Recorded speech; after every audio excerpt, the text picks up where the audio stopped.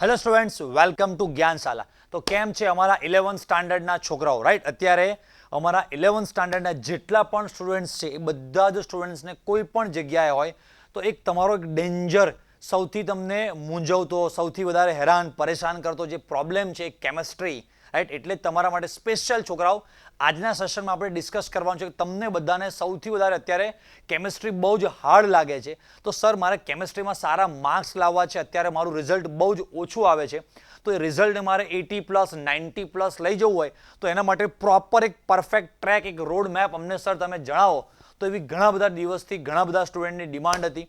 ઘણા બધા છોકરાઓ અમારા ઓફિસના નંબર પર ફોન કરતા હતા. 2-5 છોકરાઓ સાથે મારે પર્સનલી વાતચીત થઈ. પછી મને લાગ્યું કે અત્યારે દર વર્ષે છોકરાઓને આ ટાઈમે સૌથી વધારે આ ટાઈપનો પ્રોબ્લેમ હોય છે કે 10th સ્ટાન્ડર્ડ પછી 11th સ્ટાન્ડર્ડના 1-2 મહિના ભણે. શરૂઆતમાં બધું લાગે કે ઇઝી છે, આવડે છે, પણ 2-3 મહિના જાય અને પછી જે ઢગલાબંધ તમારા છોકરાઓ પ્રોબ્લેમ સ્ટાર્ટ થાય છે. તો સૌથી પહેલાં આજના સેશનમાં જબરજસ્ત તમને 5-6 પોઈન્ટ્સ આપવાના છે. પણ એના પહેલાં કે તમારા સૌથી ખતરનાક જે બધા પ્રોબ્લેમ્સ છે કે ભાઈ કયા કયા ટાઈપના પ્રોબ્લેમ્સ તમને અત્યારે નડે છે, પ્રોબ્લેમ્સ એકવાર જોઈ લે તો તમને આઈડિયા કે એકચ્યુઅલી મારા કયા પ્રોબ્લેમનું આ વિડીયોમાં સર સોલ્યુશન આપવાના છે. તો તમારામાંથી મોટા ભાગના સ્ટુડન્ટ્સને આવા પ્રોબ્લેમ છે કે સર અત્યારે 11th કેમેસ્ટ્રી છે એ અમને બહુ જ હાર્ડ લાગે છે, કેમેસ્ટ્રી બહુ બોરિંગ લાગે છે. ઓબ્વિયસ છે કે બધા છોકરાઓને કેમેસ્ટ્રી સબ્જેક્ટ બહુ જ બોરિંગ લાગતો હોય છે. સર, સ્કૂલમાં કે ટ્યુશનમાં બહુ જ સ્પીડમાં ભણાવે છે, અમને કંઈ સમજાતું નથી, ખબર પડે ના પડે પેલા ધમાધમ સિલેબસ ચાલે છે.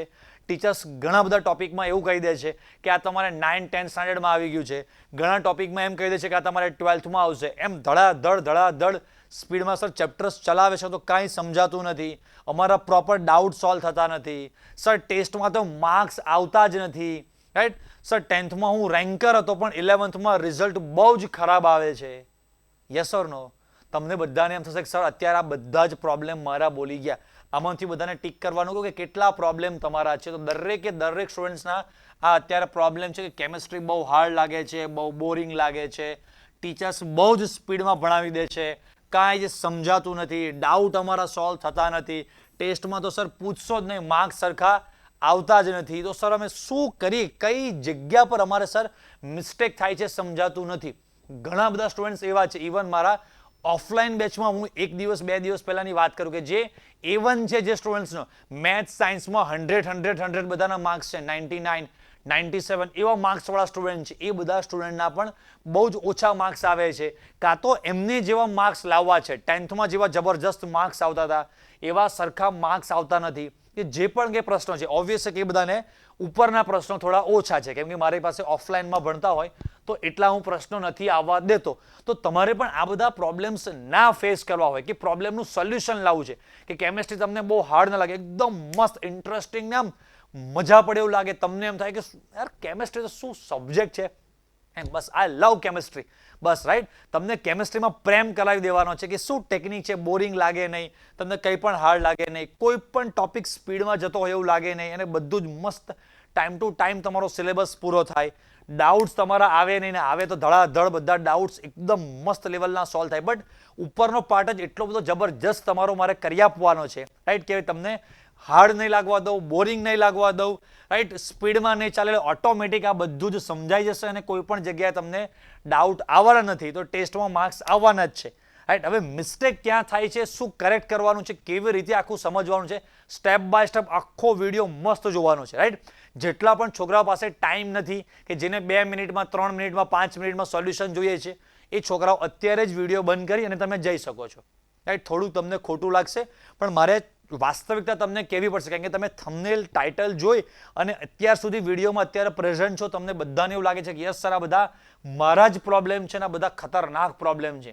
તો આ બધા પ્રોબ્લેમનું સોલ્યુશન પણ સ્ટેપ બાય સ્ટેપ મને તો ખબર છે કે હું 2 મિનિટમાં સોલ્યુશન આપી શકું એમ છું, પણ આવું કેમ કરવાનું એનું કારણ પણ મારે તમને સમજાવવું પડશે. તો સ્ટેપ બાય સ્ટેપ આવતી 10 મિનિટમાં આપણે જબરજસ્ત વસ્તુ સમજવાના છે. તો આ બધા જે પણ પ્રોબ્લેમ આવે છે એની માટે સૌથી પહેલા જો what is a real problem, actually વાસ્તવિકતામાં પ્રોબ્લેમ કઈ જગ્યા પર છે ને એ તમને ખબર નથી. આ બધા પ્રોબ્લેમ્સ કેમ આવે છે કે હાર્ડ લાગવું, બોરિંગ, સ્પીડમાં ચાલે છે, ચલો સમજાતું નથી, ટેસ્ટમાં માર્ક્સ આવતા નથી, રાઈટ. 1-2 મિસ્ટેક કદાચ ટીચર સાઈડથી પણ હોઈ શકે છે કે ચલો સ્પીડમાં ચલાવી દે છે તો પ્રોપર તમને સમજાતું નથી કે ભાઈ ડાઉટ સોલ્વ થતા નથી, ઓબ્વિયસ છે. બટ હાર્ડ લાગે છે, બોરિંગ લાગે છે, માર્ક્સ આવતા નથી, એ બધા પ્રોબ્લેમના સોલ્યુશન પણ સ્ટેપ બાય સ્ટેપ. એકચ્યુઅલી રિયલમાં પ્રોબ્લેમ કઈ જગ્યા પર છે ને છોકરાઓ એ આપણને સમજાતું નથી કે વાસ્તવિકતામાં ટાર્ગેટ પોઈન્ટ શું છે. તો સૌથી પહેલા મેઇન જુઓ કે ટાર્ગેટ પ્રોબ્લેમ તમારો આ છે જે તમને સ્ક્રીન પર અત્યારે દેખાય છે. તમે ક્લાસ 10 સ્ટાન્ડર્ડથી જે 11th સ્ટાન્ડર્ડમાં એન્ટર થઈ ગયા, હવે 11th સ્ટાન્ડર્ડમાં પ્રિપરેશન શું કરવાની, કેવી રીતે કરવાની, એનો રોડ મેપનો તમને કોઈ જ આઈડિયા નથી. ક્વેશ્ચન માર્ક છે. મતલબ કે તમે 10 સ્ટાન્ડર્ડમાં જેવી રીતે પ્રિપરેશન કરતા હતા, જે મેથડથી, જે રીતે પ્રિપરેશન કરતા હતા ને, સેમ એ જ સ્ટાઇલથી 10 સ્ટાન્ડર્ડની સ્ટાઇલથી તમે પ્રિપરેશન કરો છો. તો એકચ્યુઅલી રિયલમાં સૌથી પહેલા તો તમને બધા જ સ્ટુડન્ટને 11th સ્ટાન્ડર્ડનું કેમિસ્ટ્રી, એ તો બીજા નંબરની વસ્તુ છે. સૌથી પહેલા તો કે 11th સ્ટાન્ડર્ડ હાર્ડ લાગે છે કાં તો તૈયારી કરવામાં જે પ્રોબ્લેમ આવે છે છોકરાઓ, એ સૌથી મેઇન પહેલા પ્રોબ્લેમ સમજો કે તમે 10th સ્ટાન્ડર્ડમાં હતા, 10મા ધોરણમાં તમે હતા, તો એ તૈયારી, તમારા મગજનું લેવલ, એટ સ્કૂલના ટાઈમ, ટ્યુશનના ટાઈમ, તમારો સેલ્ફ સ્ટડી માટે તમે પ્રિપરેશન તૈયારી માટે જે ટાઈમ આપો છો, એ બધો ટાઈમ 10th સ્ટાન્ડર્ડના લેવલથી બહુ બેસ્ટ હતો અને એ લેવલ પર તમારું રિઝલ્ટ આવી ગયું. બટ હવે તમે 11th સ્ટાન્ડર્ડમાં આવ્યા છો, ત્યાં 10th સ્ટાન્ડર્ડમાં તમારે સાયન્સની, રાઈટ, સાયન્સ એક ભેગું એક જ સબ્જેક્ટ હતો અને અહીંયા તમારે એ જ સાયન્સના 3 સબ્જેક્ટ થઈ ગયા ભાઈ. કેમિસ્ટ્રી, ફિઝિક્સ અને બાયોલોજી જેને હોય એને બાયોલોજી ત્રીજો સબ્જેક્ટ થઈ ગયો અને પાછા દરેકની 2 બુક થઈ ગઈ. સમજાય કે ના સમજ્યા? સ્કૂલનો ટાઈમ તો ઠીક છે, ચલો સમજો સેમ રહ્યો, પણ કોચિંગ તમે 10th સ્ટાન્ડર્ડમાં જ્યારે જતા હતા ત્યારે લગભગ 1, 1.5, 2 કલાક ટ્યુશન હોય. હવે કોચિંગનો ટાઈમ પણ 4-5 કલાક, એટલે કોચિંગનો ટાઈમ પણ ડબલ થઈ ગયો. ટેક્સ્ટ બુક જે સિલેબસ જે સાયન્સ કહેવાય એ પણ 2-3 ગણો સિલેબસ વધી ગયો. એમાં પણ 2-3 બુક થઈ ગઈ આખી, એટલે એક સબ્જેક્ટની 2 બુક્સ તમે જો તો 6 બુક્સ થઈ ગઈ સાયન્સની આખી. અને રીડિંગ અવર્સ પણ તમારે હવે વધારે આપવા પડે.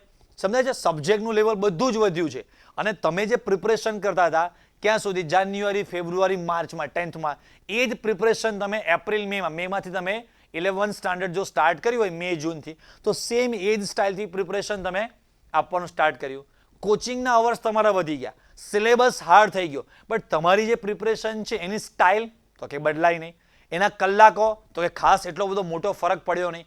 તમારી પર્સનલ કેપેસિટી, એ બેસવાની, રીડિંગ માટેની કેપેસિટી, મગજની કેપેસિટી, એ બધું તમને પ્રોપરલી એકચ્યુઅલી સમજાવવું જોઈએ છોકરાઓ. તમારે પોતે નહીં, તમારા જે ટીચર્સ છે, ટીચર્સે તમને એકચ્યુઅલી આખો રોડ મેપ, આખો અહીંયાથી ત્યાં સુધીનો આખો નકશો કે પાથ, કયા રૂટ પર તમારે કેવી રીતે જવાનું છે, ક્યાં શું પ્રોબ્લેમ આવશે, ક્યાં તમારે ફાસ્ટ ચાલવાનું છે, ક્યાં ધીમું ચાલવાનું છે, કયા ચેપ્ટર્સ તમારા માટે બહુ જ ઇમ્પોર્ટન્ટ છે, કયા ચેપ્ટર થોડાક તમારે ઢીલા પોચા પ્રિપેર કરશો તો પણ ચાલશે. એમ આખો રોડ મેપ તમને લાસ્ટ સુધીનો, એન્ડ સુધીનો ખબર હોવી જોઈએ કે કેટલું એકચ્યુઅલીમાં આનું ઇમ્પોર્ટન્સ છે.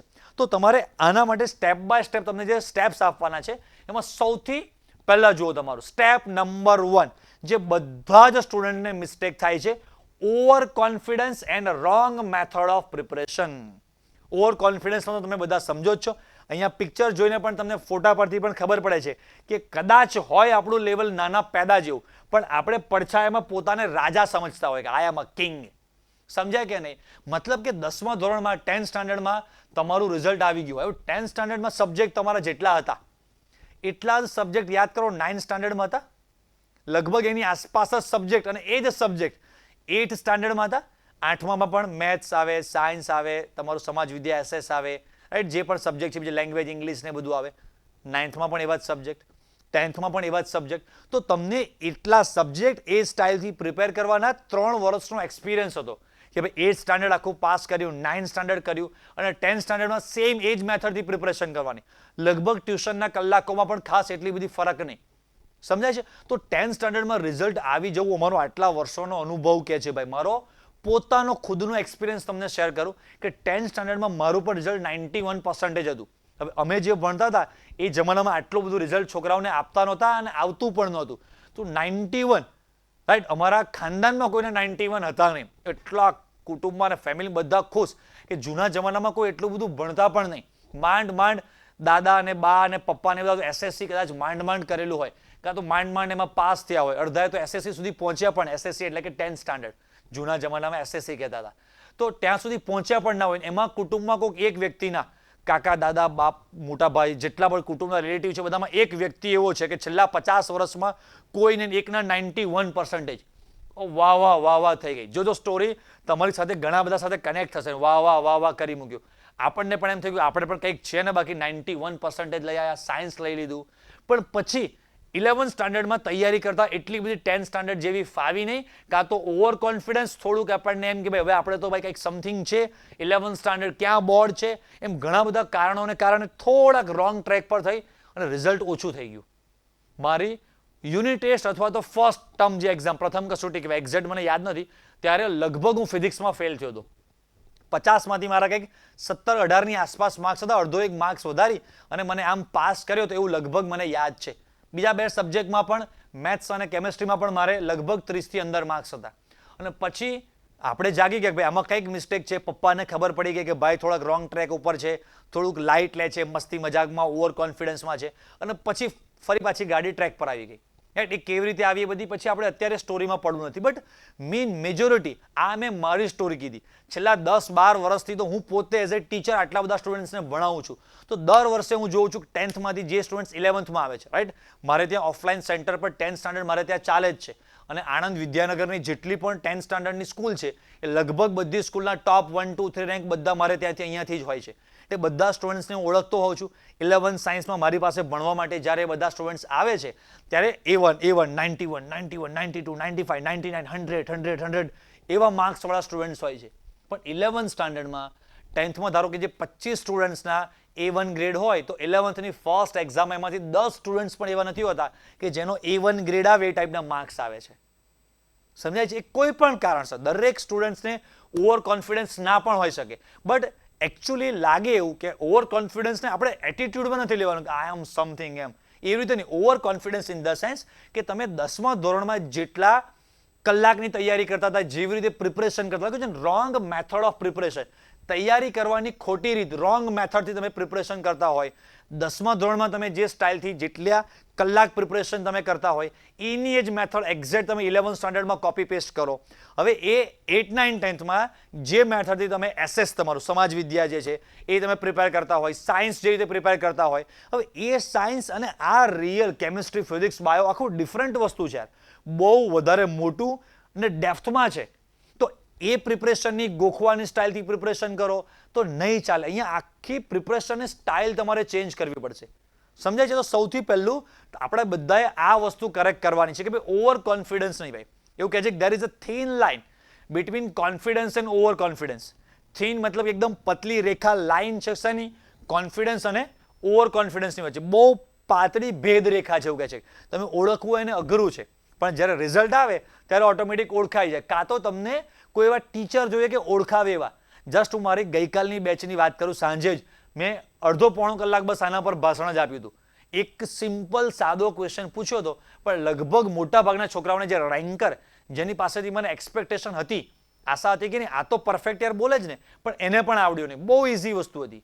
ઓવર કોન્ફિડન્સ, કાં તો કંઈક બીજામાં ધ્યાન છે, હજી એટલું બધું ધ્યાન નથી, કાં તો મીડિયમ પ્રિપરેશન કરીએ છીએ, કાં તો બીજા જે પણ કારણો સ્ટેપ બાય સ્ટેપ આવવાના છે એ બધા કારણોને કારણે રિઝલ્ટ આવતું નથી. તો બસ આ બધા પ્રોબ્લેમ્સનું સૌથી પહેલું સોલ્યુશન આપણે આ છે કે ઓવર કોન્ફિડન્સમાં નહીં. ઓવર કોન્ફિડન્સને એટીટ્યુડ, અભિમાન, અહંકારવાળી વાત નહીં લેવાની. એવું હોય તો બહુ જ ખરાબ કહેવાય. પણ ઓવર કોન્ફિડન્સને આપણે છોકરાઓ એવું પણ સમજીશું કે રોંગ મેથડથી આપણે આખી પ્રિપરેશન કરીએ છીએ કે આપણને આપણા પર ઓવર કોન્ફિડન્સ એટલે કે ખોટો આંધળો વિશ્વાસ છે કે હું 10th સ્ટાન્ડર્ડમાં જે રીતે પ્રિપરેશન કરતો હતો સેમ એ સ્ટાઇલથી કરીશ તો 11thમાં રિઝલ્ટ આવશે. નહીં આવે. તો પહેલી વસ્તુ આપણે આ કરેક્ટ કરવાની છે. Second thing, know your subject. તમે જે પણ સબ્જેક્ટ તૈયાર કરો છો એકચ્યુઅલી એ સબ્જેક્ટને પહેલા જાણો. ભણો નથી કીધું મેં. શું કીધું? જાણો ખાલી કીધું. લર્ન નથી લખ્યું યાર. લર્ન મતલબ કે શીખવું, ભણવું. નો, ખાલી જાણો કે એકચ્યુઅલી એ સબ્જેક્ટ શું છે, કેવી રીતે અહીં પ્રિપરેશન કરાય. આપણે જસ્ટ કેમિસ્ટ્રીની વાત કરીએ તો કેમિસ્ટ્રીમાં છોકરાઓ તમને ખબર છે કે 3 ભાગ છે, ફિઝિકલ, ઇનઓર્ગેનિક અને ઓર્ગેનિક. ઘણા સ્ટુડન્ટ્સને આ 3 ડિફરન્સ પણ બહુ ઓછું ખબર હોય છે કે જેમાં તમારે મોલ, કોન્સન્ટ્રેશન એટલે કે સાંદ્રતા, પછી પ્રેશર, તાપમાન, દબાણ, રેડી, ઉર્જા, એનર્જી, એ બધા જે વર્ડ્સ આવતા હોય, જે શબ્દો આવતા હોય, વર્ક, કાર્ય, એ બધું ફિઝિકલ કેમિસ્ટ્રી છે. ઉત્કલન બિંદુ, ઠાર બિંદુ એટલે કે boiling point, freezing point, right. ઘણા બધા ઇંગ્લિશ મીડિયમના સ્ટુડન્ટ્સ પણ આપણા વિડીયો જોતા હોય છે બધા. તો બધા સ્ટુડન્ટ્સને સમજાય. એટલે હું બંને લેંગ્વેજમાં અમુક વર્ડ્સ તમને હું એક્સપ્લેન કરીશ. તો જ્યારે તમને આ બધા વર્ડ્સ ટાઈપ આ રિલેટેડ ટોપિક્સ દેખાય એને ફિઝિકલ કેમિસ્ટ્રી કહે છે. ઇનઓર્ગેનિક કેમિસ્ટ્રી જે તમે 9-10 સ્ટાન્ડર્ડમાં એસિડ, બેઝ, ક્ષાર હે ને, એટલે મતલબ કે સોલ્ટ, આ બધું જે ભણતા હતા એ બધું આખો ઇનઓર્ગેનિક કેમિસ્ટ્રી છે. અને ઓર્ગેનિક જે તમે IUPAC, methane, ethane, propane, carboxylic acid, alcohol, આ જે બધા ટોપિક્સ તમે ભણતા હતા એ આખું ઓર્ગેનિક કેમિસ્ટ્રી છે. તો દરેકે દરેક વસ્તુના બે મેથડ છે. એક તો તમારે ટીચિંગ, મતલબ કે ટીચર સાઈડથી ભણાવવાની મેથડ પણ ત્રણે ત્રણની અલગ હોય. ફિઝિકલ કેમિસ્ટ્રી આખી ભણાવવાની અને ભણવાની તમારે સ્ટાઇલ આખી અલગ છે. પ્રિપરેશન માટે પણ આખી અલગ રીતે તૈયારી થાય. ઓર્ગેનિક કેમિસ્ટ્રી આખું અલગ સ્ટાઇલથી જ ભણાવવું પડે. રાઈટ, યુટ્યુબ પર મેં મારા 12th સ્ટાન્ડર્ડના ઘણા બધા વિડીયો, 11thના પણ મેં વિડીયોઝ મૂકેલા છે. તો 12th સ્ટાન્ડર્ડમાં સ્ટુડન્ટ્સ એવું કહે છે કે સર તમે ઓર્ગેનિક સુપર જબરજસ્ત ભણાવો છો. રાઈટ, આટલા બધા વર્ષોથી હું તો મારી એક સ્ટાઇલ છે. હવે સ્ટુડન્ટ્સને ગમે ના ગમે સ્ટુડન્ટ્સ પર હોય છે. તો આટલા બધા સ્ટુડન્ટ્સનો રિસ્પોન્સ એવો આવે છે કે સર ઓર્ગેનિક કેમિસ્ટ્રી તમે સુપર જબરજસ્ત ભણાવો છો. મેં ઓફલાઈન સ્કૂલમાં પણ લેક્ચર્સ આપેલા છે, અહીંયા ઓફલાઈન બેચ પણ ચાલે છે, ઓનલાઈનમાં પણ સ્ટુડન્ટ્સ બધા ભણે છે. તો સ્ટુડન્ટ્સનો રિસ્પોન્સ ઓલવેઝ એવો રહે કે સર તમે ઓર્ગેનિક કેમિસ્ટ્રી જબરજસ્ત ભણાવો છો. ફિઝિકલ નહીં તો ભણાવો છો, બટ ઓર્ગેનિક ભણાવવું એટલે બહુ અઘરી વસ્તુ છે. છોકરાઓને સમજાય, ઇન્ટરેસ્ટ આવે એ રીતે. તો હું એટલે કહું છું કે તમે મારા 2 લેક્ચર્સ જોશો, આખી લેક્ચર્સ ભણાવવાની સ્ટાઇલ ડિફરન્ટ હોય કે ભાઈ ફિઝિકલ કેમિસ્ટ્રી આખું અલગ સ્ટાઇલથી આપણે ભણવાનું, સમજવાનું અને તૈયાર કરવાનું હોય. ઓર્ગેનિક કેમિસ્ટ્રીની આખી સ્ટાઇલ અલગ હોય, એ પણ તમને આવડવી જોઈએ કે ઓર્ગેનિક કેમિસ્ટ્રી એકચ્યુઅલી ભણાય કેવી રીતે અને એને તૈયાર કરવાની શું મેથડ છે. રાઈટ, સ્ટેપ બાય સ્ટેપ બધું તમને હું સમજાવતો જ. હા, અત્યારે આ જ વિડીયોમાં ફિઝિકલ કેમિસ્ટ્રી કેવી રીતે તૈયાર થાય, ઓર્ગેનિક કેવી રીતે તૈયાર થાય એ ડાયરેક્ટ એક એક્ઝામ્પલ લઈને મારે સમજાવવું પડે. એક થિયરી હું ભણાવું તો તમને લોકોને આઈડિયા આવે, પણ 11th સ્ટાન્ડર્ડના જેટલા પણ સ્ટુડન્ટ્સ છે કે જે અત્યારે આ વિડીયો જોઈ રહ્યા છે, તમે બધાએ આપણા વિડીયોઝ જોયેલા છે. યસ ઓર નો? તમે લોકો ફિઝિકલ કેમિસ્ટ્રીમાં તમારા 11th સ્ટાન્ડર્ડના ચેપ્ટર જે 1, 2, 3 જે આપણે ફ્રીમાં યુટ્યુબ પર સુપર લેવલના બધા મૂકેલા છે, તમે બધાએ વિડીયોઝ જોયેલા છે. તો તમને આઈડિયા આવે કે અચ્છા યસ આ રીતે આખું ભણાય છે. તો સૌથી પહેલું કે નો યોર સબ્જેક્ટ. તમારે ટેક્સ્ટ બુક પાર્ટ 1, પાર્ટ 2 બે છે, તો કેટલા ચેપ્ટર્સ તમારા આમાંથી ફિઝિકલ કેમિસ્ટ્રીના છે, કેટલા ઇનઓર્ગેનિક કેમિસ્ટ્રીના છે, કેટલા ઓર્ગેનિક કેમિસ્ટ્રીના છે, એને તૈયાર કેવી રીતે કરાય, રાઈટ, એ આખી મેથડ સમજવાની છે. આ સેકન્ડ પોઈન્ટ. ત્રીજો સૌથી સુપર પોઈન્ટ અને મેઇન આખો આધાર આપણા ત્રીજા પોઈન્ટ ઉપર જ છે, હાઉ ટુ પ્રિપેર સબ્જેક્ટ. હવે સબ્જેક્ટ તૈયાર કેવી રીતે કરવો. સમજે છે કે સર મને કેમિસ્ટ્રી બહુ બોરિંગ લાગે છે, બહુ હાર્ડ લાગે છે, માર્ક્સ આવતા નથી. આ ત્રણે ત્રણ તમારા મેઇન પ્રશ્નો. સૌથી મેઇન પહેલો પ્રશ્ન, બહુ બોરિંગ લાગે છે એટલે સર બહુ હાર્ડ લાગે છે અને એટલે મારા માર્ક્સ આવતા નથી. ત્રણે ત્રણનું સોલ્યુશન જે એક જગ્યાએ છે ને, એ એકચ્યુઅલી કારણ ખબર હોતી નથી સ્ટુડન્ટ્સને બધાને. મેઇન વસ્તુ આ છે કે સર મારે 90+ માર્ક્સ લાવવા છે, પણ લાવવા કેવી રીતે એનું સ્ટેપ્સ જુઓ. સૌથી પહેલું સ્ટેપ આ છે, ટોપિકની ડિટેલમાં સરળ સમજૂતી. કોઈ પણ ટોપિક છે તો એને એકદમ ડિટેલમાં મસ્ત તમારે સમજવો પડે. બીજું એ આખું સ્ટેપ્સ છે કે જો તમને ટોપિક બહુ સરળ મસ્ત રીતે તમને સમજાઈ ગયો તો તમારે ઓટોમેટિક વિદ્યાર્થીમાં સબ્જેક્ટમાં ઇન્ટરેસ્ટ પેદા થવો. મતલબ કે આ પહેલું સ્ટેપ તમારું ક્લિયર થાય કે કોઈ પણ ટોપિક છે એકદમ ડિટેલમાં સમજી લીધો, પરફેક્ટ શું છે સમજૂતી મળી ગઈ તમને, રાઈટ, અને એકદમ સિમ્પલ ભાષામાં સમજાઈ ગયો છે. સમજાઈ ગયું એટલે ઓટોમેટિક આપણને એમાં ઇન્ટરેસ્ટ પડવાનો જ છે. સમજો તમને બધાને કે મને આપણને બધાને ક્રિકેટની મેચ છોકરાઓ જોવા માટે બેસાડે તો એકદમ, કેમ કે આપણને એમાં ખબર પડે છે કે શું કહેવાય. બધા જ ક્રિકેટના મોટા ભાગના બધા જ નિયમો આપણને, ઇવન ટેસ્ટમાં શું નિયમ છે, IPLમાં શું નિયમ છે, T20માં શું નિયમ છે, વન ડેમાં શું નિયમ છે, બધું જ આપણને મોટા ભાગનાને ખબર હોય છે. તો આપણને મજા આવે છે. એમાં વિરાટ કોહલી કોણ છે, રોહિત શર્મા કોણ છે, આ પ્લેયર કોણ છે, આ પ્લેયર કોણ છે, બધું જ આગળ પાછળનું બેકગ્રાઉન્ડ આપણને ખબર છે. એટલે એમાં ઇન્ટરેસ્ટ આવે છે, મજા આવે છે જોવાની. કોઈને આપણને કહેવું નથી પડતું, આપણને ફોર્સ કરીને બેસાડવા નથી પડતા. એની સામે હોકીની મેચ જોવા બેસાડે તો અડધા આપણને હોકીના નિયમ ખબર નથી, કે એવી કોઈ પણ ગેમ છે કે જેના આપણને કોઈ નિયમ ખબર નથી. પછી કઈ કન્ટ્રી એમાં બહુ સારું પરફોર્મન્સ કરે છે, કોઈક પ્લેયર અત્યારે રમે છે તો પ્લેયરનું શું બેકગ્રાઉન્ડ છે. વિરાટ કોહલી તો કે ઓહો આપણને ખબર, રોહિત શર્મા ઓહો, એમ એનું આખું બેકગ્રાઉન્ડ આપણને ખબર છે કે કેવી મહાન વિભૂતિ છે, એમ ખબર પડી શું છે અને શું એચિવમેન્ટ છે. હોકીમાં આપણને કંઈ ખબર જ નથી તો એટલો બધો ઇન્ટરેસ્ટ નહીં પડે, મજા નહીં આવે, એટલે બોરિંગ લાગશે. થોડીક વારમાં આપણે છોડીને જેમ સબ્જેક્ટને ઊભા થઈ જઈએ છીએ એમ એ પણ આપણે મેચ છોડીને ઊભા થઈ જવાના છે. પણ મારે તમને ક્રિકેટ મેચ તમે જોવા બેસો ને એ રીતે તમને જોતા કરવા છે. ભાઈ સબ્જેક્ટનો એકવાર લેક્ચર જોવા માટે બેસો એટલે તમને બંધ કરવાનું મન થાય નહીં. તો સબ્જેક્ટની જો પ્રોપર તમને ઇન્ફોર્મેશન સરળ સમજૂતી હશે તો ઇન્ટરેસ્ટ આવશે. ઇન્ટરેસ્ટ આવશે, કામ પૂરું. ઓટોમેટિક તમે સેલ્ફ સ્ટડી કરવા બેસી જવાના, રીડિંગ થવા માંડવાનું, પ્રેક્ટિસ કરવા માંડવાના અને 90+ માર્ક્સ આવવાના. પણ આમાં છોકરાઓ મેઇન જે વસ્તુ ડેન્જર જે છે ને, જે હા આ જે કામ, યસ, આ જે બે સ્ટેપ છે ને છોકરા, આ બે સ્ટેપ ટીચરના છે. કોના છે? ટીચરના. સમજાય કે નહીં સમજાય? હા, આ જગ્યા ઉપર સૌથી વધારે મિસ્ટેક થાય છે કે ભાઈ છોકરાને એકચ્યુઅલી જે માહિતી, આમાં વાંક તમારો ક્યાં છે કે આપણે ડાયરેક્ટ આ સ્ટેપ પર ફોકસ કરીએ છીએ છેલ્લા બે, કે વાંચવામાં કે પછી સેલ્ફ સ્ટડી માટે પ્રેક્ટિસમાં બેસવામાં ગમતું નથી, હાર્ડ લાગે છે, બોરિંગ લાગે છે, માર્ક્સ આવતા નથી. પણ મેઇન પ્રોબ્લેમ છોકરાઓ સૌથી વધારે અહીંયા છે.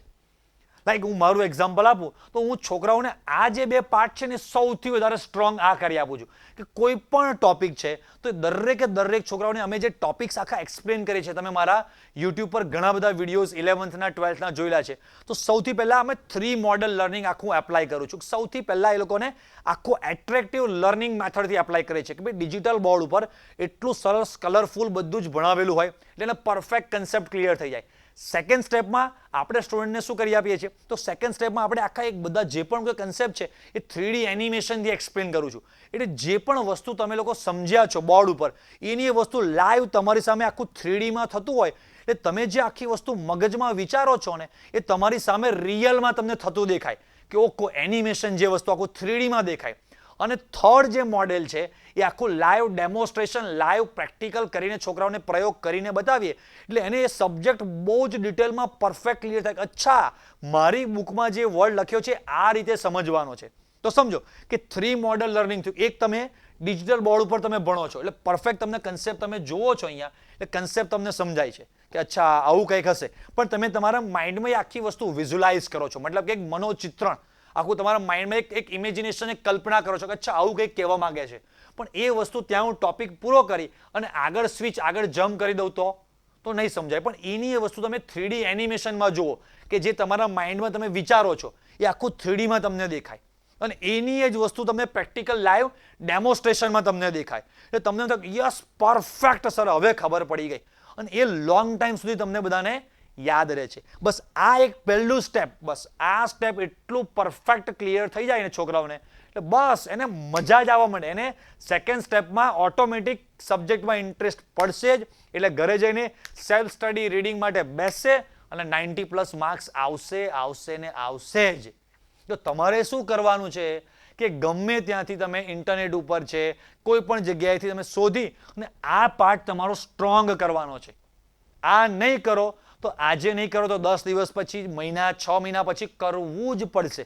પણ જોજો આમને આમ 11th સ્ટાન્ડર્ડ હાથમાંથી નીકળી ગયું ને તો 11th સ્ટાન્ડર્ડ 12thનો બેઝ છે.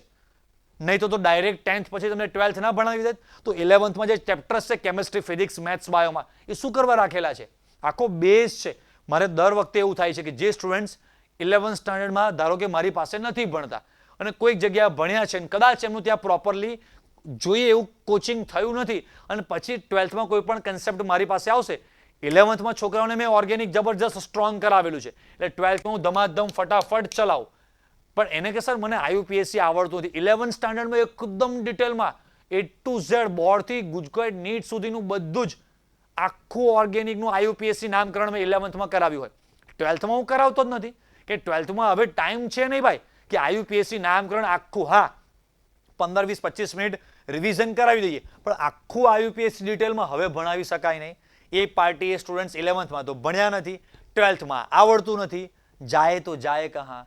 એટલે કહું છું કે 11th સ્ટાન્ડર્ડનું બહુ જ ઇમ્પોર્ટન્સ છે કે 11th સ્ટાન્ડર્ડ તમારું બહુ જ પરફેક્ટ એકદમ જબરજસ્ત સ્ટ્રોંગ કરી નાખજો કે બધું નેટ ઉપર, ગૂગલ પર ગમે ત્યાંથી શોધીને, યુટ્યુબ પર આપણે તો ફ્રીમાં લેક્ચર્સ બધા મૂકતા જ રહીએ છીએ રાઈટ. અને લાસ્ટમાં તમારા 11th वाला માટે એક જબરજસ્ત સરપ્રાઈઝ છે. સરપ્રાઈઝ क्या है वो लास्ट में बताएंगे, राइट?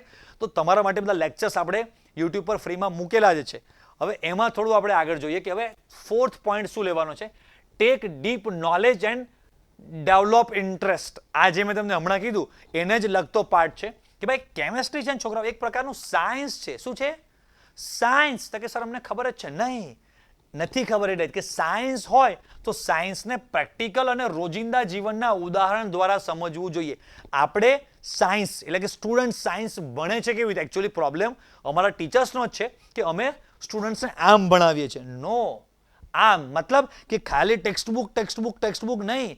ટેક્સ્ટબુકમાં જે આપ્યું છે એને ડે ટુ ડે લાઈફ રોજિંદા જીવન દુનિયા સાથે એને કનેક્ટ કરતા શીખવાડો કે જો બેટા તમારી બુકમાં આ જે ટોપિક આપેલો છે ને કે અહીંયા જો આવું આપણે વ્યવહારિક લાઈફમાં ઉદાહરણ આપણે અહીંયા જોયું છે, અહીંયા જોયું છે. અરે ઇવન કદાચ કોઈ કેમિસ્ટ્રીમાં જે બંધ તૂટતા હોય છે એ વ્યવહારિક જીવનમાં ક્યાં કોઈ પણ જગ્યાએ એવું દેખાવે છે. પણ હું સમજાવું કેવી રીતે કે ભાઈ છોકરાઓ જો લગ્ન કોઈના થયા છે તો એ બંધ બન્યા કહેવાય. કોઈના ડાયવોર્સ થાય તો એ શું છે? બંધ તૂટવાની ઘટના છે. તો સમજાય કે ના સમજાય એમ બધા વ્યવહારિક જીવનના ઉદાહરણથી આપણે સમજવાના છે કે ભાઈ કોઈ પણ કેમિસ્ટ્રીમાં બંધ તૂટે છે તો એક બંધ તોડવો સરળ છે પણ દ્વિબંધ ત્રિબંધ હોય તો તોડવો મુશ્કેલ છે. તો છોકરાઓ આપણે નાના હતા ત્યારે એક વાર્તા ભણ્યા હતા સંપવાળી કે ભાઈ એક લાકડી હોય તો સરળતાથી તૂટી જાય પણ 2, 3, 4, 5, 10 લાકડીઓ ભેગી હોય અને પછી તમે તોડવા જાઓ તો તૂટે નહીં. તો આવું સમજેલા છે પણ આ જે કેમિસ્ટ્રી જે બુકમાં જે છે એને ડે ટુ ડે લાઈફ સાથે કનેક્ટ કરો, એની સાથે સમજો, પ્રેક્ટિકલી સમજો બધી જ વસ્તુ, તો જ સબ્જેક્ટમાં તમને ઇન્ટરેસ્ટ પડશે, મજા આવશે. બાકી ગોખીને થાકી જશો. ફી લાખ, સવા લાખ, 2-2, 3-3 લાખ રૂપિયા લે એવા પણ મોટા ઇન્સ્ટિટ્યૂટ છે અને છતાંય લોકોના માર્ક્સ આવતા નથી. હેરાન થાય છે કે હવે શું કરીએ કે લાખ, સવા લાખ, 2-2 લાખ રૂપિયા ફી ભરી દીધી. કેટલા બધા સ્ટુડન્ટ્સ એવા છે કે જે અમારા 12thની અત્યારે જે ઓનલાઈન બેચ ચાલે છે એમાં જોઈન્ટ હોય, આપણી યુટ્યુબ ચેનલ્સ જોતા હોય, એ બધા છોકરાઓએ કોમેન્ટ કરેલી હોય છે. ઘણીવાર તમને લોકોને એક પ્રોપર ગાઈડન્સ, મોટિવેશન મળે એટલે અમે એ બધી પોસ્ટ પણ મૂકતા હોઈએ છીએ કે સર હું ખાલી એક કેમિસ્ટ્રી સબ્જેક્ટના 30,000, 35,000, 45,000 રૂપિયા એક સબ્જેક્ટની ફી ભરે છે.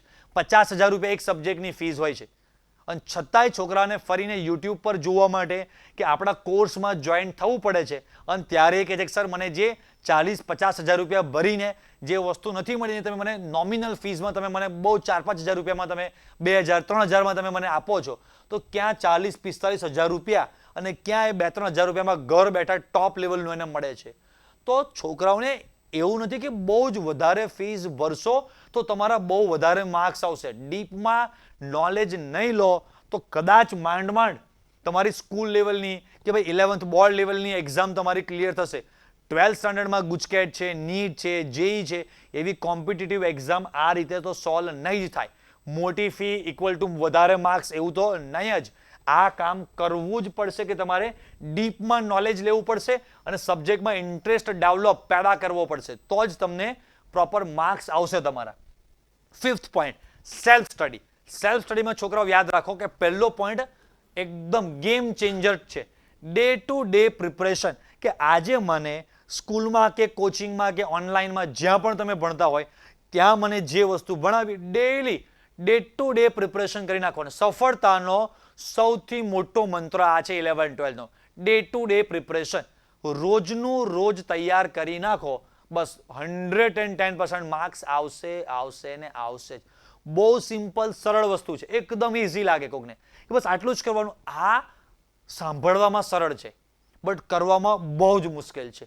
જો થઈ જતું હોત તો બધા જ સ્ટુડન્ટ્સે આટલા વર્ષોમાં કરી નાખ્યું હોત અને બધાના જ ઢગલાબંધ માર્ક્સ આવી ગયા હોત પણ એવું થતું નથી. સમજાય ને? તો day to day preparation, reading hours તમે જે 8મા 9મા 10મામાં જે રોજ 1-2 કલાક પ્રિપરેશન કરતા હતા મિનિમમ તમારે હવે અત્યારે 11th સ્ટાન્ડર્ડમાં 3-4 કલાક પોતાની સેલ્ફ સ્ટડીની પ્રેક્ટિસ મિનિમમ કરવી પડશે.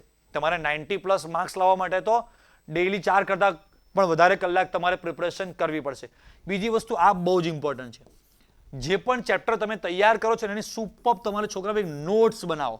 તમારી પર્સનલ નોટ્સ તમારી પાસે હોવી જોઈએ સરસ મસ્ત કલરફુલ પેન, પેન્સિલ આ તે બધું લઈ અંડરલાઈન કરીને સરસ મસ્ત મજાની કલરફુલ નોટ્સ તમે બનાવો ક્યાં તો ક્યાંકથી મેળવી લેવાની. કોઈક પાસે હોય, કોઈક ઇન્સ્ટિટ્યૂટની હોય રાઈટ, અમારા જેવા ઓનલાઈન પ્લેટફોર્મ છે કે જે આ પ્રકારની કોઈ નોટ્સ પ્રોવાઈડ કરતા હોય તો ગમે ત્યાંથી પણ તમારી પાસે ચેપ્ટરની મસ્ત પોતે હાથે લખેલી હોય તો વેલ એન્ડ ગુડ, પણ એટલું બધું આપણને આવડતું ના હોય, કાં તો ટાઈમ ના હોય, કાં તો નોટ્સમાં શું બનાવવું જોઈએ, કેવી નોટ્સ હોવી જોઈએ, તો ગમે ત્યાંથી ક્યાંક રેડીમેડ પણ નોટ્સ હશે તો તમારા MCQ છે, જે અમુક દાખલા છે, જે એક્ઝામ્પલ્સ અને જે ફોર્મ્યુલા સૂત્રો હોય એ બધાની નોટ્સ તમારે બહુ જ મસ્ત તમારે બનાવી દેવાની.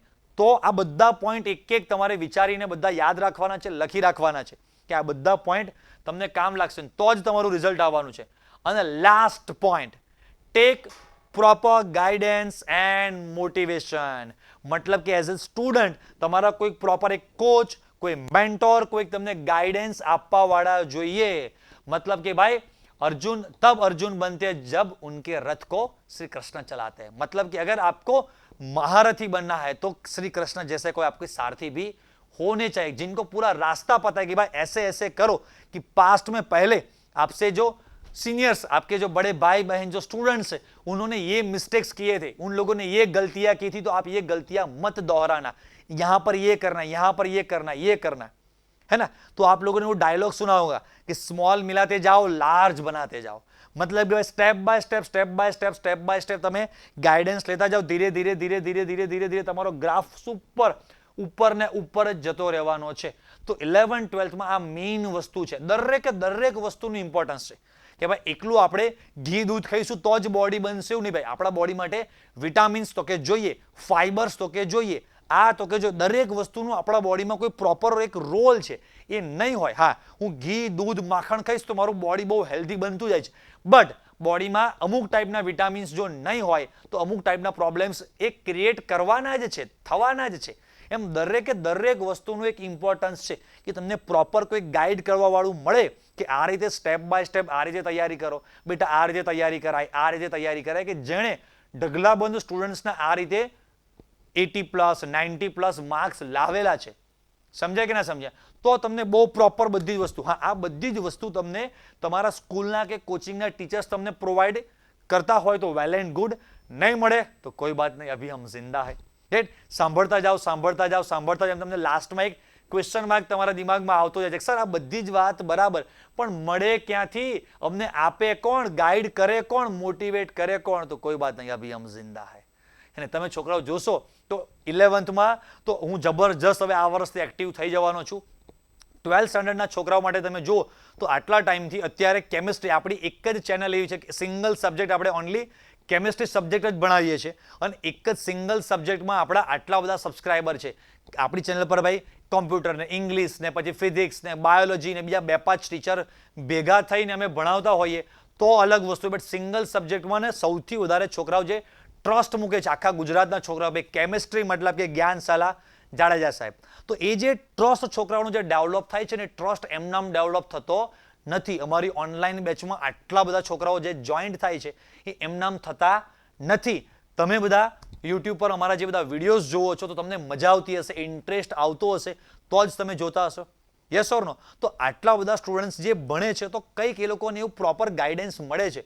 12th સ્ટાન્ડર્ડના જેટલા પણ છોકરાઓ છે ને સ્ટેપ બાય સ્ટેપ અત્યારે હમણાં એકમ કસોટી યુનિટ ટેસ્ટ આવશે તો ભાઈ એના માટે IMP, એના માટેની પ્રિપરેશન માટે શું ધ્યાન રાખવું જોઈએ, ફર્સ્ટ ટર્મ માટે શું ધ્યાન રાખવાનું, બોર્ડ એક્ઝામના 3 મહિના પહેલા શું ધ્યાન રાખો, પ્રેક્ટિકલ એક્ઝામમાં શું ધ્યાન રાખો, આમાં આ motivation guidance step by step board એક્ઝામના 1 દિવસ પહેલા કેવી રીતે પ્રિપરેશન કરવી જોઈએ ત્યાં સુધી એમની સાથે હું રહું છું.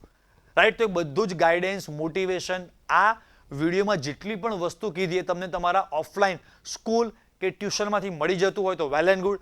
જેટલું પણ કંઈ નાનું મોટું બાકી રહી જાય તો ચિંતા કરતા નહીં. બસ મગજમાં એક વિચાર રાખજો કે હા એક સાહેબ છે મારા, બસ કે ભલે જેમને હું મળેલો નથી બસ, પણ તોય મારા માટે ઢગલાબંધ વસ્તુઓ કરે છે અને કરતા રહેવાના છે. બસ એક વિઝન, એક ગોલ છે આપણો કે ગુજરાતના નાના જેટલા પણ કોઈ ગામડા તાલુકા જે છે કે જ્યાં છોકરાઓને બહુ સારા લેવલનું કોચિંગ ટીચિંગ આટલું બધું ગાઈડન્સ અને મળતું નથી કે ભાઈ મારે કેવી રીતે તૈયારી કરવી. છોકરાઓ બહુ જ મહેનતુ હોય છે પણ એને આ બધી વસ્તુ પ્રોપર મળતી નથી કે ભાઈ કોઈ મને પ્રોપર સરસ કેમિસ્ટ્રી ભણાવવાવાળું મળતું નથી, મને સારું મટીરિયલ મળતું નથી, મને નોટ્સ મળતી નથી, મને ગાઈડન્સ મળતું નથી, નકર તો હું કંઈક કરી શકું તો બસ કોઈ ચિંતા કરતા નહીં, બસ યુટ્યુબ ખોલી જ્ઞાનશાળા પર આવજો. 110% તમને બધી જ વસ્તુ મળવાની છે. અને લાસ્ટમાં તમારા માટે 11th સ્ટાન્ડર્ડના ઘણા બધા છોકરાઓ મને પૂછતા હોય છે કે સર તમે જે યુટ્યુબ પર એકદમ નાના નાના વન શોટ વિડીયોઝ જે બધા મૂકેલા છે એ ચેપ્ટર્સના ડિટેલમાં આખા વિડીયો, નવા ચેપ્ટરના વિડીયો, સ્વાધ્યાયના દાખલા, નોટ્સ, MCQ, જેઈ, નીટ, એ બધું સર તૈયારી માટે અમારે બધાએ શું કરવું? તો સર એ બધું કંઈક હવે યુટ્યુબ પર કંઈક ક્યારે કંઈ આવવાનું છે. શું છે? તો યસ છોકરાઓ, સહેજ પણ ચિંતા કરતા નહીં કે ભાઈ બધા જ ચેપ્ટરના ડિટેલમાં વિડીયો, તો કે ભાઈ આ રહે હોગે, રાઈટ, એ બધું જ આવવાનું છે. તો કે યસ બધા જ ચેપ્ટરના ડિટેલ વિડીયોઝ, તો કે યસ જેઈ નીટની પ્રિપરેશન, તો કે ભાઈ yes, right, નિંજા notes, yes MCQ માટેની પ્રિપરેશનના વિડીયો, યસ ગાઈડન્સ માટેના વિડીયો, યસ નીટ 2026 માટેના વિડીયો, યસ. તો છોકરાઓ યસ યસ યસ કરીને તમને બધું જ કીધું. આટલું બધી વસ્તુ સ્ટેપ બાય સ્ટેપ રાઈટ આવતું રહેવાનું છે. તો બસ તમે અમારી સાથે જોડાયેલા રહેજો, લાઇક શેર સબસ્ક્રાઇબ કરતા રહેજો. નીચે ડિસ્ક્રિપ્શનમાં અમારા વોટ્સઅપ, ટેલિગ્રામ બધા ગ્રુપની એપ્લિકેશનની બધી લિંક આપેલી છે કે જ્યાંથી તમને દરેક વસ્તુનો અલગ અલગ તમને બેનિફિટ્સ મળી રહેશે. કે વોટ્સઅપ પર તમે જોડાયેલા રહેશો તો કઈ ટાઈપના વિડીયો આપણા ક્યારે, કઈ તારીખે, કેટલા વાગે આવવાના છે એ બધું વોટ્સઅપ પરથી તમને ઇન્ફોર્મેશન મળતી રહેશે. કોઈ એક લેક્ચર છે કે લેક્ચર નોટ્સ છે કે જેની સાઇઝ બહુ જ મોટી છે તો ટેલિગ્રામ પરથી લેક્ચર નોટ્સ તમને બધી મળતી રહેવાની છે. એપ્લિકેશન છે આપણી, તો એમાં બધા વિડીયોઝ તમને એમાં મળતા રહેવાના છે. તો એ બધી વસ્તુ તમે ડાઉનલોડ કરી રાખજો, એમાં જોઈન થઈ રહેજો. તો બસ તમને બધી જ વસ્તુ બહુ જ જલ્દી અને બહુ ઇઝીલી ઘરે બેઠા મળવાની છે છોકરા, રાઈટ. તો બસ લાઇક શેર સબસ્ક્રાઇબ પણ ખાસ કરતા રહેજો. તમારા માટે અમે અને અમારી ટીમ આ બધી જે મહેનત કરીએ છીએ, આ બધી વસ્તુ કંઈ 2-5 મિનિટમાં બની જતી નથી. બોલવામાં 15, 20, 25 મિનિટનો ટાઈમ લાગે છે, પણ આ બનાવવા માટે 2-5 કલાકનો ટાઈમ, બધું વિચારીને ગોઠવવું, આખું બધું રેડી કરવું, આ વિડીયો રેકોર્ડ થવા, એનું એડિટિંગ, અપલોડિંગ, તો ઘણી બધી એની પાછળ અમારા ટીમવાળાઓને એફર્ટ, મહેનત હોય છે. તો તમે જેટલું લાઇક કરશો, શેર કરશો, કોમેન્ટ કરશો તો અમને બધાને મજા આવશે. અને હવે 11th સ્ટાન્ડર્ડ માટે કંઈક સરસ સારી મોટી સરપ્રાઈઝ અમે લાવવાના છે. તો બસ તમે કોમેન્ટમાં લખતા રહેજો કે સર 11th માટે કંઈક સરપ્રાઈઝ લાવો, લેક્ચર્સ લાવો. તમારે જે પણ 11th સ્ટાન્ડર્ડ માટે જોઈતું હોય, જે તમારા પ્રોબ્લેમ્સ હોય એ બધું કોમેન્ટ્સમાં લખશો તો મને ખબર પડશે કે મારે નેક્સ્ટ કઈ ટાઈપના વિડીયોઝ બનાવવાના છે, છોકરાઓને શું જોઈએ છે એ અમે તમને પ્રોવાઈડ કરી શકીશું. ઓકે છોકરાઓ, તો બસ હવે આપણે આજનો વિડીયોને અહીંયા એન્ડ કરીશું. મળીએ ફરી પાછા એક નવા વિડીયો સાથે. ત્યાં સુધી બધા જ વિદ્યાર્થીઓને ટાટા બાય બાય, આવજો, જય સ્વામિનારાયણ.